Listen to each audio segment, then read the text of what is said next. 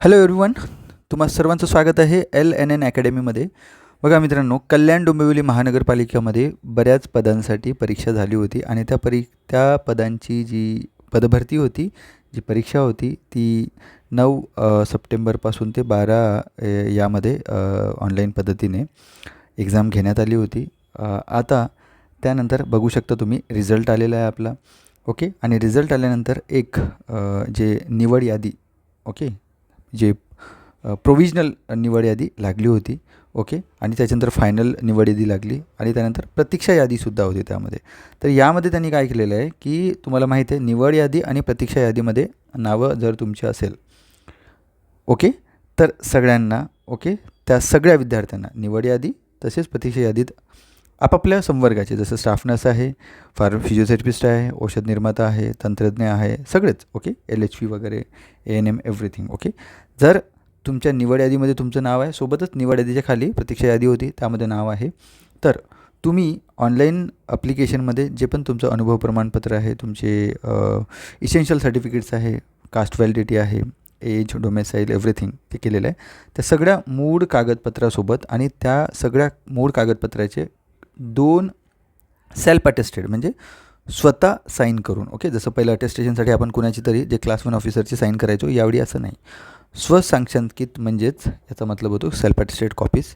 Okay, सोबत स्वतः, okay, स्वतः उपस्थित राहायचं आहे, हे प्रतिनिधी चालणार नाही, म्हणजे तुमच्याऐवजी दुसरा कोणी चालणार नाही, म्हणजे आईवडील किंवा नवरा चालणार नाही, यामध्ये तुम्हाला स्वतः राहावं लागेल. कुठे? आचार्य प्रल्हाद केशवत्रे कॉन्फरन्स हॉल, पहिला मजला, सुभाष मैदान, कल्याण डोंबिवली महानगरपालिकेजवळ, शंकरराव चौक, कल्याण, इथे तुम्हाला राहावं लागेल. ओके, डेट बघा, स्टाफ नर्सला कधी बोलवलं आहे त्यांनी, स्टाफ नर्सला कुठल्या तारखेला बोलवलेलं आहे, यामध्ये निवड यादी, ज्यांची निवड यादीमध्ये नाव आहे त्यांना 6 तारखेला बोलवलं, 6 एप्रिलला, आणि प्रतीक्षा यादीतील उमेदवारांना 7 एप्रिलला बोलवलेलं आहे. ओके, सकाळी 9:45 मिनटापर्यंत तुम्ही हजर राहू शकता. ओके, म्हणजेच सकाळी 10 ते संध्याकाळी 5 वाजेपर्यंत तुमचं डॉक्युमेंट व्हेरिफिकेशन होणार, 6ला आणि 7ला. 6ला हे सगळे निवड यादी आणि प्रतीक्षा यादीतल्या 7 तारखेला. फिजिओथेरपिस्टचे सेम, औषध निर्माताचं 6 तारखेलाच त्यांनी बोलवलेलं आहे. कुष्ठरोग तंत्रज्ञ, हेल्थ विजिटर, लेप्रेसी टेक्निशियनला 6 तारखेलाच. ओके, किरण तंत्रज्ञ 6 तारखेला, मानसोपचार समुदाय 6 तारखेला, प्रयोगशाळा तंत्रज्ञ 6 तारखेला, आयाला 6, कनिष्ठ अभियंताला 8, कनिष्ठ अभियंता 8, ओके, विद्युत आणि कनिष्ठ विधी अधिकारी 8, ओके, उद्यान अधीक्षक, उद्यान निरीक्षक, लेखालिपिक, ओके, हे सगळ्यांना आपापल्या डेटनुसार बोलावलेलं आहे. ओके, आणि ह्या बाजूचे जे ह्या रकान्यामध्ये जर तुमचं नाव असेल प्रतीक्षा यादीमध्ये, तर ह्या डेटला तुम्ही आपल्या संवर्गानुसार हजर राहायचं. ओके, बघा इथं काय म्हटलं, सकाळी 10 ते संध्याकाळी 5 वाजेपर्यंत 6 तारखेला, बट बाकीच्या लोकांना काय सांगितलेलं आहे तुम्हाला, दुपारी 2 ते 5च्या दरम्यान तुम्हाला हजर राहायचं आहे ह्या डेटमधले. ओके, बाकीचे आपापल्या डेटनुसार तुम्ही जायचं. हे तुम्हाला टेलिग्रामला ही जी PDF आहे ते भेटून जाणार आहे. व्हेरी इम्पॉर्टंट, जे उमेदवार जे नमूद याच्यामध्ये जर तुमचं नाव असेल, ओके, हजर राहिले नाही, तर तुम्हाला एकच चान्स मिळणार आहे यामध्ये, तर सगळ्यांनी आपापल्या वेळेमध्ये, टायमामध्येच तिथे हजर राहणं गरजेचं आहे. त्यांनी काय सांगितलं आहे, ओळखीचा पुरावा, स्वतःचे आधार कार्ड व स्वशिक्षणाची प्रत. ओके, हे 3 खूप महत्त्वाच्या गोष्टी आहे. ओके, कारण ओळखीच्या पुराव्यासाठी अर्जासोबत जोडलेली सगळे ओळखीचा पुरावा, आधार कार्ड वगैरे पाहिजे. आता 10वीचं मार्कशीट, ओके, दोन्ही पण. त्याच्यानंतर पदाशी निगडीत असलेले शैक्षणिक अर्हता, म्हणजे नर्सिंग आहे तर GNM, BSc नर्सिंग, आणि ओके, वयाचा पुरावासाठी तुम्ही 10वीचं जे डिग्री सर्टिफिकेट, डिप्लोमा सर्टिफिकेट असतं ते त्याच्यावर तुम्हाला लिहिलं असतं, ते नसेल तर जन्मदाखला पण चालेल, नसेल तर LCसुद्धा चालेल, लिव्हिंग सर्टिफिकेट. देन तुम्हाला उमेदवार मागास असेल तर तुम्हाला जात प्रमाणपत्र लागेल. ओके, लक्षात ठेवा, ठीक आहे, म्हणजे कास्ट सर्टिफिकेट लागेल तुम्हाला, व्हेरी इम्पॉर्टंट. त्यानंतर त्यांनी काय म्हटलेलं आहे याच्यामध्ये बघू शकता तुम्ही, अनुसूचित जमाती प्रवर्गातून निवड झाली असेल तर जात वैधता प्रमाणपत्र, व्हेरी इम्पॉर्टंट. कास्ट व्हॅलिडिटीसुद्धा लागेल. Okay, caste validity. देन NCLसुद्धा, नॉन क्रिमिनल सर्टिफिकेट लागेल तुम्हाला, आणि अर्ज स्वीकार करण्याच्या अंतिम दिनांकास वैध असणार, दॅट इज जेव्हा तुम्ही अर्ज भरलेला आहे, म्हणजे 2025 ते 2026मध्ये व्हॅलिड असलेलं NCL certificate, non criminal certificate लागेल तुम्हाला, OBC आणि बाकी जे कॅटेगरी आहे ते. सेम EWSवाल्यांनासुद्धा हे सर्टिफिकेट 2025 ते 2026च्या मधातलं चालेल, कारण आता 1 एप्रिलच्या नंतरच तुम्हाला EWS सर्टिफिकेट आणि NCL काढावं लागतं. ओके, बट यांनी काय म्हटलेलं आहे, जेव्हा तुम्ही अर्ज भरलेला आहे ते सर्टिफिकेट चालेल. दिव्यांग असेल तर ते सर्टिफिकेट, माजी सैनिकाचं प्रमाणपत्र, खेळाडू, अनाथ, अंशकालीन तर कुणीच नसतात, बाकीच्या कॅडरमध्ये असू शकतं अंशकालीन. ओके, भूकंपग्रस्त असेल ते, प्रकल्पग्रस्त, जर नावामध्ये काही बदल असेल तर विवाह नोंदणी दाखला किंवा राजपत्रक चालेल. ओके, डोमेसाईल चालेल. Okay, very important. ओके, जन्म दाखला आणि डोमेसाईल प्रमाणपत्र. ओके, आता डोमेसाईल म्हणजे मागच्या 15 वर्षात तुम्ही जिथे महाराष्ट्रामध्ये तुमचा अधिवास आहे असं त्याच्यामध्ये लिहिलेलं असतं. ओके, कन्फ्यूज व्हायचं नाही. तुमचं डोमेसाईल सर्टिफिकेट असेल तर that is you are eligible. Okay, त्यानंतर त्यांनी काय म्हटलं 17 नंबरमध्ये व्हेरी इम्पॉर्टंट पॉईंट, जर कुठल्या पदासाठी एक्सपिरियन्स सर्टिफिकेट लागत असेल, अनुभव प्रमाणपत्र आवश्यक असेल किंवा अनुभवास प्राधान्य आहे अशा पदाकरिता उमेदवारांना अनुभव नमूद केले असल्यास नियुक्तीने दिलेल्या नियुक्तीचे आदेश, म्हणजेच जर समजा स्टाफ नर्सचं पद आहे. ओके, याच्यामध्ये स्टाफ नर्सविषयी सांगतो मी तुम्हाला.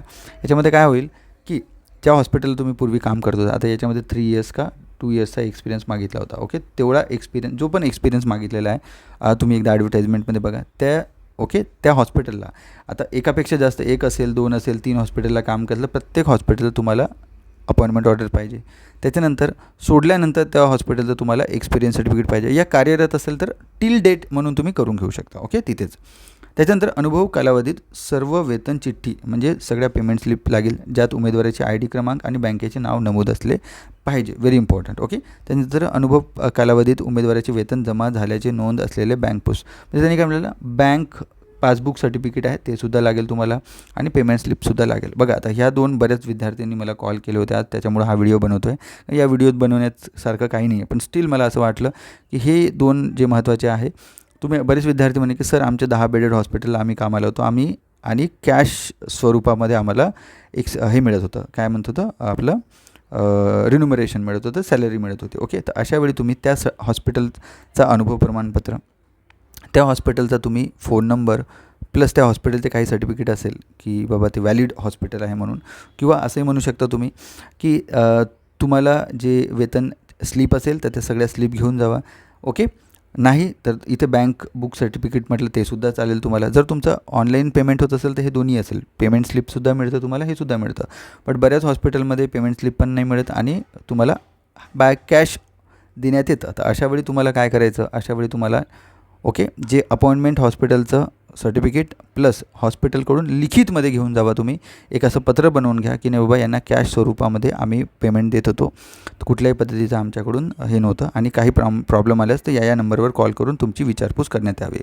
Okay, very important. बरेच विद्यार्थी यामध्ये तुम्हाला DVमधून बाहेर काढू शकतात.